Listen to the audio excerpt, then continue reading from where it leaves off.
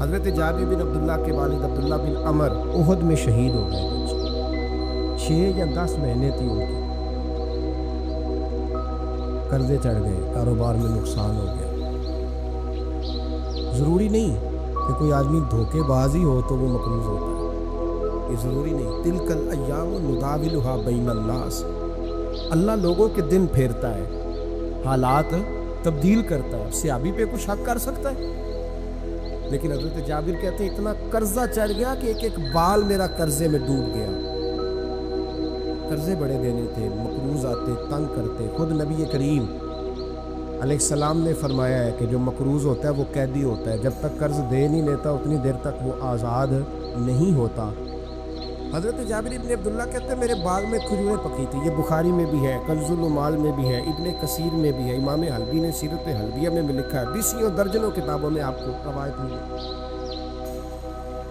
فرمانے لگے کھجوریں جب میری پک کے تیار ہو رہی تھی تو مقروض جب پیسے لینے آتے تو میں کہتا قرضے یہ کھجوریں پکتی ہیں تو دیتا ہوں۔ یہ ہم پنجاب کے لوگ کیا کہا کرتے تھے، ہاڑی سونی جی، یہاں چاول کی فصل پہ، یہاں گندم کے، ہم نے تو کپڑے لیے ہوتے تھے ادھار دکانوں سے کہ فصل پکتی ہے تو پھر دے دیتے ہیں، کہ کھجوریں پکتی ہیں تو دیتا ہوں۔ فرماتے پتہ مجھے بھی تھا کھجوریں زیادہ تھوڑی ہیں اور جن کے پیسے دینے ہیں وہ پیسے، فرماتے ہیں کھجوریں پک گئیں، اتاری تو یہ تو 11 گنا بھی اور ہو تب بھی قرضہ نہیں اترتا۔ کہتے ہیں میں نے دوستوں سے، یاروں سے، رشتہ داروں سے، وہ جو کہتے نہیں کوئی حکم ہوا تو بتانا، پھر جس دن بندہ حکم بتاتا ہے اس دن کہتے ہیں آج سویرے ہی بچہ پیسے لے گیا،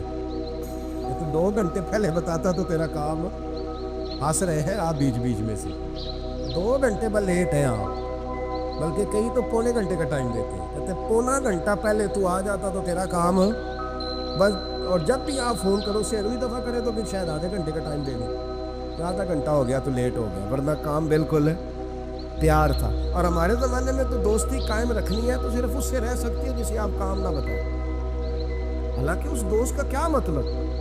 دنیا تے جو کام نہ آیا اوکھے سوکھے ویلے،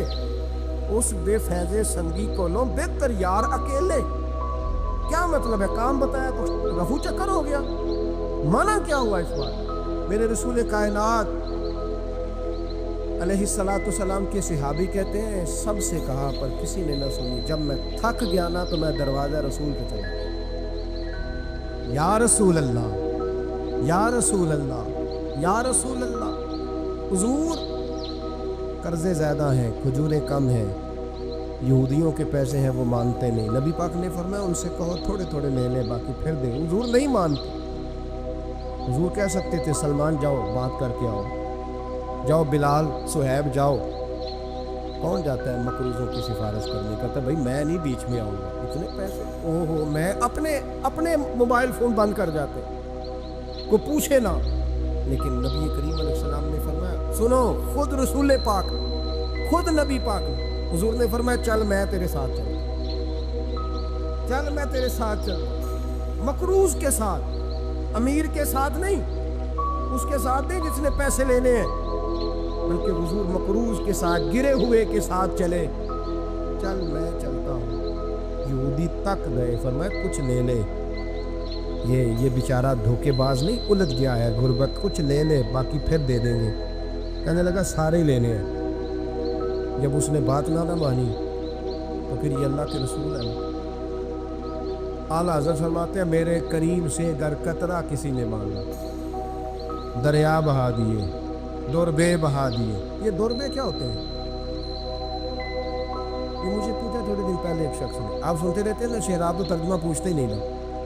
کبھی پوچھ لیا کریں کہ اس کا معنی کیا ہے، کبھی پرچی لکھ لیا کریں تاکہ کوئی جب آپ سے پوچھے تو یہ دوربے کیا ہے؟ لفظ دوربے ہے ہی نہیں،